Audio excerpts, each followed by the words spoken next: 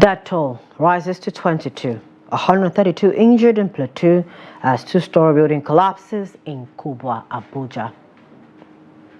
Kidnappers abduct Benue Police rector. Others demand 70 million naira ransom.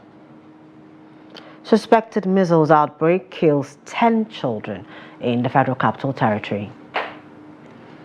Kenya Watchdog probes possible police link to dumped bodies on the foreign scene.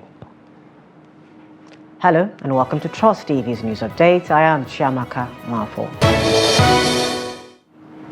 Thanks for joining us. The Plateau State government says 22 persons have died and 132 persons injured after a school collapse in the Busa-Buji area of Jos local government area of Plateau State. The Plateau State Commissioner for Information and Communication, Musa Asham, said this in a Friday evening statement. Asham said earlier visited the scene of the collapsed two-story structure and said while the school had a population of 400 students, the section that was affected had about 200 persons. He said emergency workers took the survivors to hospital.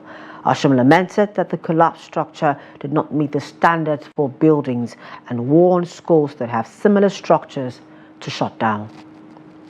We've ordered all our hospitals to take this emergency matter seriously.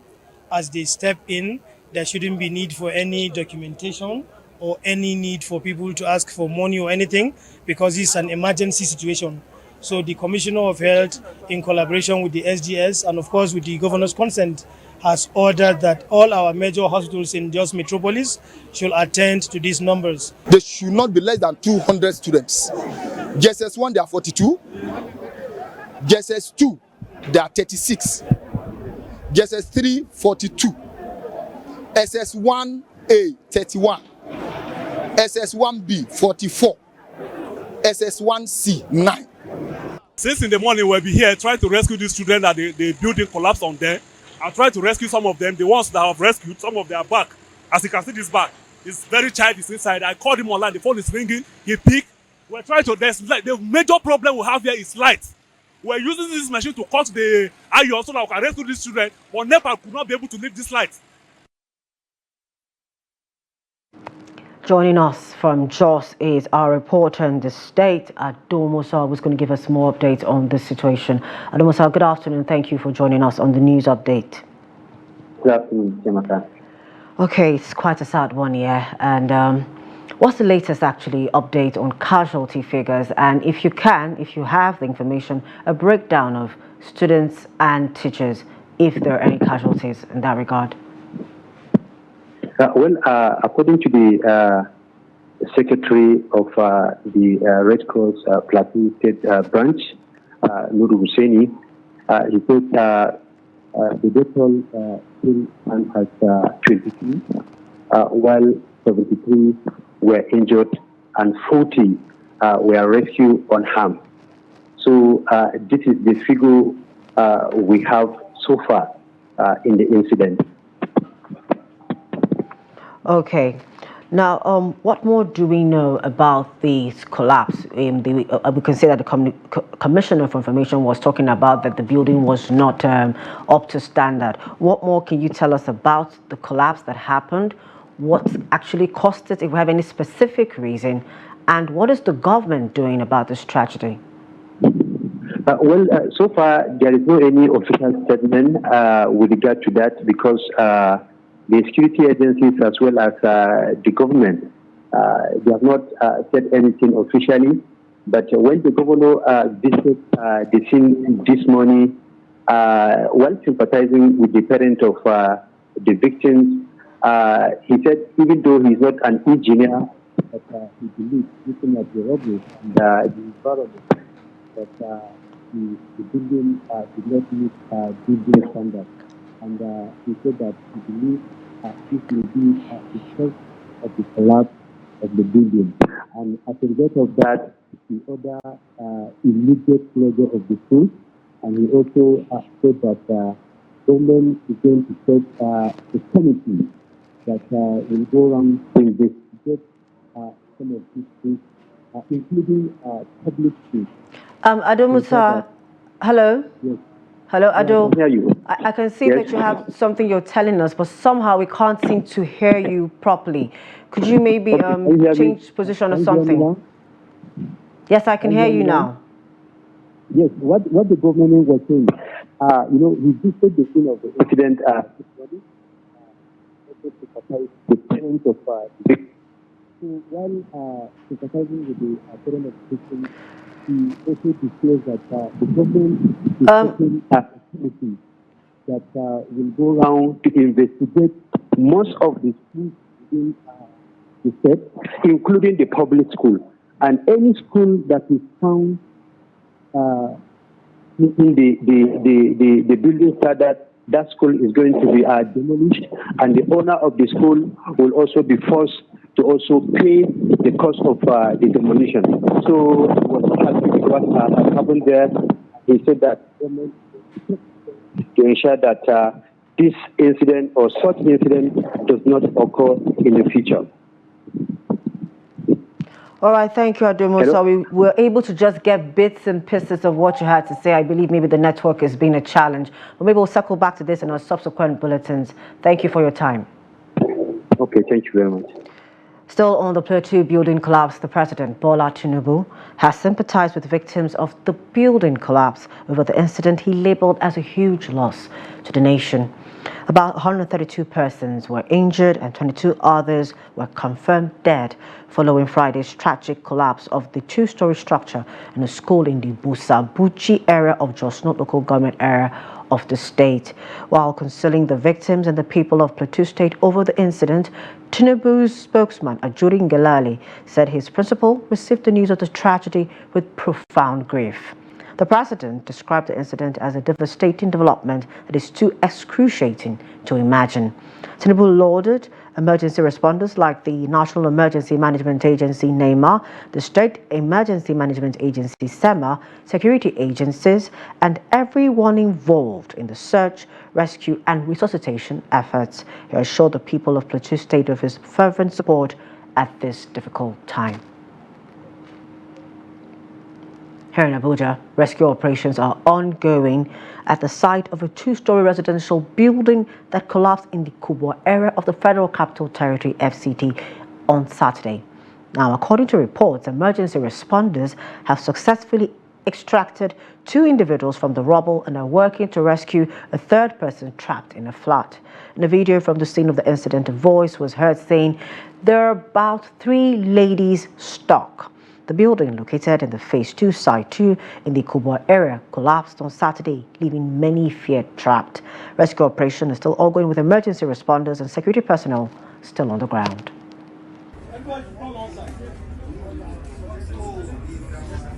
So like this third floor is on top of the first floor. They had about 3 ladies stopped. They've extracted 2. They're trying to extract the third person for a particular flat. This is at Kupid 22 Kubwa.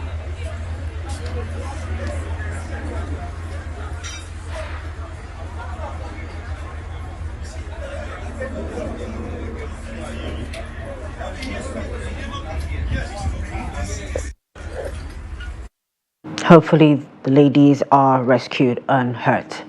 Now, Ekiti State Governor Biodu Oyebanji has directed that toilet facilities be built immediately at the National Youth Service Corps rotation camp in Ishe and Mure. According to a statement on the state's X-handle, the Commissioner for Youth Development, who is also the chairman of the NYSC Governing Council in the state, Adeshola Adedayo, made the announcement after he conducted an on-the-spot assessment of the situation immediately after he was informed of the collapse of a toilet facility at the camp, which caused minor injuries to 2 female corps members on Friday. Adedayo, during his remarks, reminded the corps members of the government's commitment to ensuring their well-being and security throughout their service year. He also pledged that the Ekiti State government will continue to support the NYSC scheme through the provision and upkeep of facilities. Adedayo revealed that the injured corps members are now stable after receiving essential medical care, adding that they have been placed under observation at the hospital. Away from that, the Federal Road Safety Corps FRSC on Saturday confirmed the death of 2 persons in a road accident on the Ikorodu-Ogijo-Shagamu Expressway. The Public Education Officer, Ogun Sector Command, Florence Okpe, confirmed the accident in a statement made available to journalists. According to Okpe, the accident, which involved a silver Toyota Camry and a yellow Mercedes-Benz truck, occurred at about 5:30 p.m. on Friday. She said 3 male adults were involved in the crash, adding that 2 out of the 3 were killed, while the 3rd passenger survived unhurt. Okpe informed that the corpses were handed over to the families of the deceased. She said the accident was caused by loss of control as a result of speeding. In security matters, gunmen have abducted 3 staff members, including the acting rector of Benue State Polytechnic, Ugbokolo, Emmanuel Barke. According to a report, Barke, 2 other management staff of the institution and their driver were kidnapped on their way to Ugbokolo after an official assignment in Makurdi on Thursday. It was guarded that the abductors kidnapped them along the Otukbo-Otukba road. However, one of the victims was released due to ill health. A source close to the rector's family, who did not want to be mentioned as he was unauthorized to speak on the matter, said the kidnappers made contact with the family and demanded a 70 million naira ransom. The spokesman for the State Police Command, Catherine Anene, confirmed the abduction of the rector and 2 others and said that investigation was ongoing. Security advisor to the state governor, Joseph Har, who also confirmed the incident, however, said he was not aware of any ransom demand. Still in security, over in Osho State, the police command has arrested 3 kidnappers for abduction and murder of 2 persons. The suspects were arrested by the police command's anti-kidnapping squad. Hamidu Yebadi has more. Following the report that 2 persons, Kelechi Aga and Tega Robinson, were kidnapped, men of the police anti-kidnapping team were deployed instantly to rescue the 2 men from the kidnappers. But before the anti-kidnapping team could close in on the suspect, they killed their victims. I participated in the killing, and that's what brought me here. That's all I can say. This man beside me sold this pump action gun to me. I'm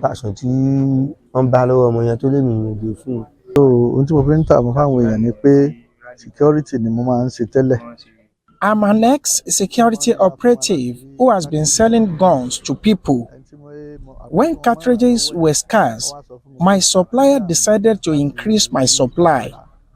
That was how the business expanded gradually.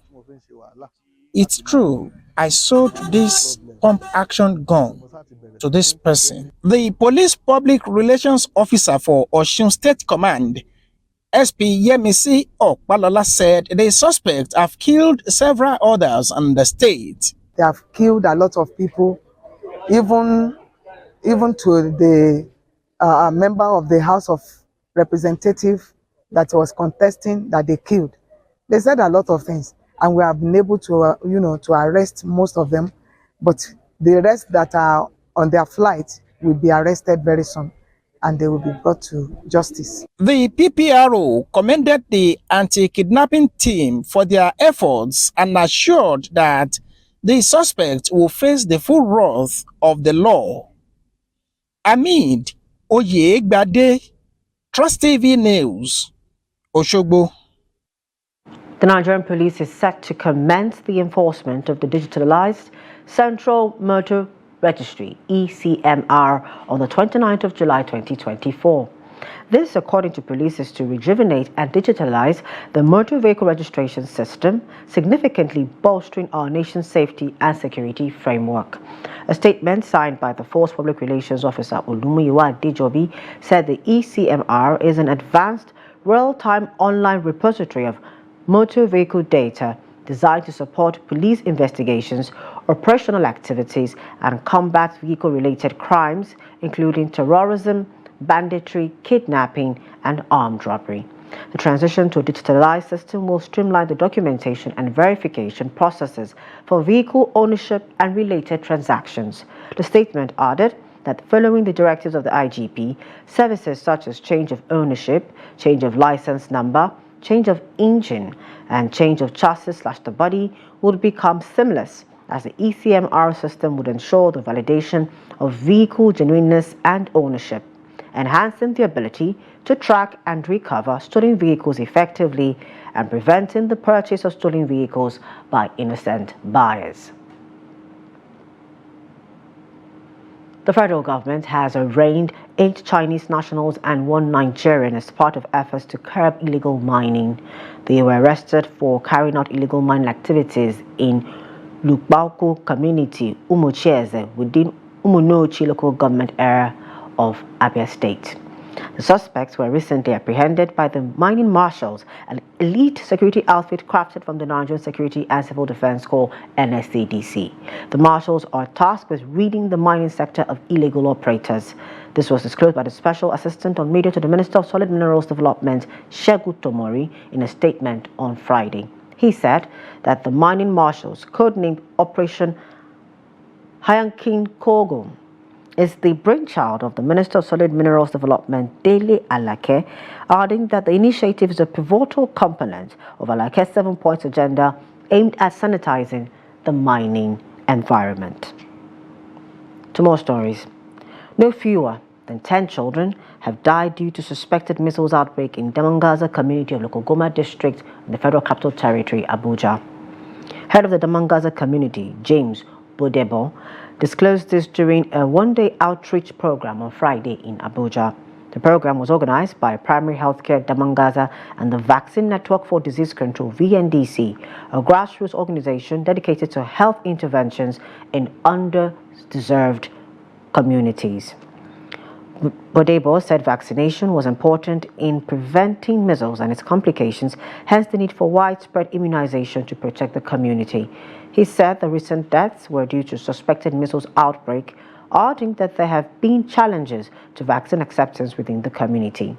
The CEO of VNDC, Chika Ofo, said the one-day outreach program was crucial to efforts geared towards addressing the health crisis in Damangaza.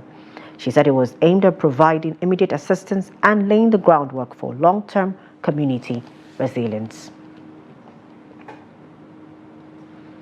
The chairman of the Nigerian Governors Forum and governor of Kwara State, Abdulrahman Abdulrazak, says the Supreme Court verdict on local government financial autonomy is relieving to the governors.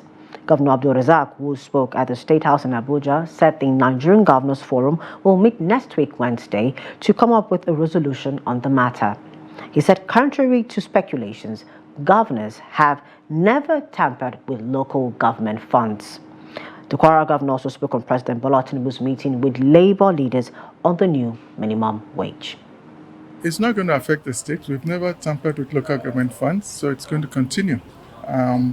What the local governments have to do is to manage themselves, especially with the upcoming minimum wage, to manage their affairs and make sure salaries are paid. Traditional rulers get the 5%, and those are the main issues. Like I said, we haven't seen the enrollment of the court order, so we really don't know what is in there. Owolabi Akinloye Olakolehin has been crowned as the 43rd Olubado of Ibadan land. He was crowned at the Labosinde compound, the family traditionally responsible for crowning any Olubado of Ibadan land. The ceremony took place on Friday. Here's more. It's a rich display of unique cultural diversity in the ancient city of Ibadan, which has drawn sons and daughters, traditional leaders, and politicians from across the country to witness the coronation and presentation of staff of office to the 43rd Olubado of Ibadan land, Oba Akinloye Olakolehin.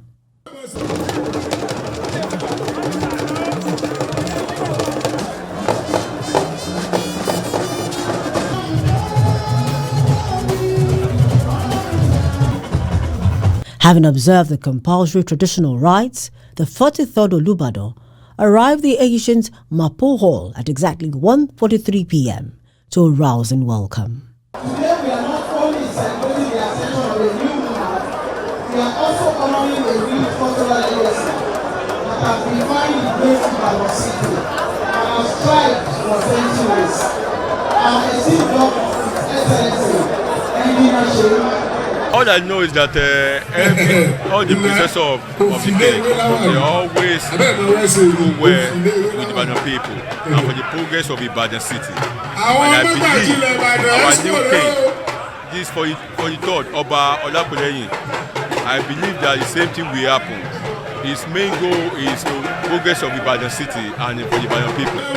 The coronation comes at last. We thank God for that. And we pray that the time of the Olubadan will be most prosperous for Ibadan indigenous and residents of Ibadan, and particularly and Oyo State in general. In his address delivered in Yoruba language, the new monarch promised to preserve, protect and promote Ibadan customs, traditions and cultural heritage. President Bola Tinubu was represented by the Minister of Power, called on the traditional institution to contribute its quota to national development by promoting peaceful coexistence among Oyo residents. My message for Mr. President is that the coronation of today, the installation of today of Ibadan will usher in peace, tranquility, growth and development to the city of Ibadan in particular and to Oyo State in general and extended to Nigeria at large. We recognize that the enthronement of an Oba in our society remains a significant occasion in the history of every community. It signifies the dawn of a new era and has from time immemorial been the yardstick of measuring the stability of our traditional institutions. Today, the coronation, I'm handing over staff of office to the 43rd Olubadan of Ibadan land, Oba Olakuleyin, has again demonstrated that Ibadan land at our own we can be resilient. Oba Akinloye Olakuleyin first became Mogaji in 1983 and was installed as Jagun Balogun of Ibadan land in 1986. It has taken him 38 years to ascend the throne of his forefathers as the 43rd Olubadan of Ibadan land. Let's get to business, where the Federal Executive Council has approved a $20 million project to install meters at all 187 crude oil flow stations in the Niger Delta. The Minister of Petroleum Resources, Heineken Lokpobori, announced this at a media briefing in Abuja on Friday, said the initiative aims to ensure accurate accounting of the country's crude oil production using digital platforms. Lokpobori also mentioned that part of this digital strategy includes implementing a system to track all crude oil vessels from their point of origin in the Niger Delta to their final destinations worldwide. The minister stated that the project is meant to be completed in 6 months. Lokpobiri also disclosed that another memo was approved by FEC for advanced cargo, which tracks when cargo is loaded at terminals all the way to the point of destination. He added that this will ensure cargo loading is monitored through digital technology until it is delivered at the final destination. Over on the forest and still in East Africa, Kenya's police watchdog says it is investigating whether there is any police involvement in the gruesome discovery of mutilated bodies dumped in a Nairobi rubbish tip. The Independent Police Oversight Authority, IPOA, is also looking into claims of abductions and unlawful arrest of demonstrators who went missing after widespread anti-government protests. Police initially said the severely mutilated bodies of 6 women tied up in plastic bags were found on Friday and dumped at a garbage site in an abandoned quarry in Mukuru in the south of the capital. The IPOA said in a statement later that the remains of at least 9 people had been recovered, 7 of them female, and called for swift investigations to identify them. Kenyan police are under sharp scrutiny after dozens of people were killed during the demonstrations last month, with rights groups accusing officers of using excessive force. National Police Chief Japhet Kume The target of much public anger over the protest deaths has resigned after less than 2 years in the post, Kenya's presidency announced on Friday. He's the latest head to roll as President William Ruto scrambles to contain the worst crisis of his rule, triggered by deeply unpopular proposed tax hikes. Crowds that gathered on Friday at the site where the bodies were found were chanting, "Ruto must go," the slogan of the wave of protest led by young Gen Z Kenyans. And finally in sports, Nigeria's Wilfred Ndidi has committed his future to Leicester City after signing a new 3-year deal keeping him at the King Power Stadium until at least June 2027. Ndidi, a key figure in Leicester's promotion to the Premier League and beyond, has racked up 273 appearances and 17 goals across all competitions. Since joining in 2017, he's lifted the FA Cup, FA Community Shield, and most recently, the Championship title. The extension could see him reach a decade with the Foxes. Ndidi will now link back up with his Leicester teammates as they gear up for their season opener against Tottenham Hotspur on August 19th at King Power Stadium. And that's it for news updates at this hour on Trust Television. For more of our news, programs and documentaries, do want to follow us on all our social media platforms and on our YouTube live stream. I am Chiamaka Mwafo. On behalf of the news production team, thank you for joining us at this time.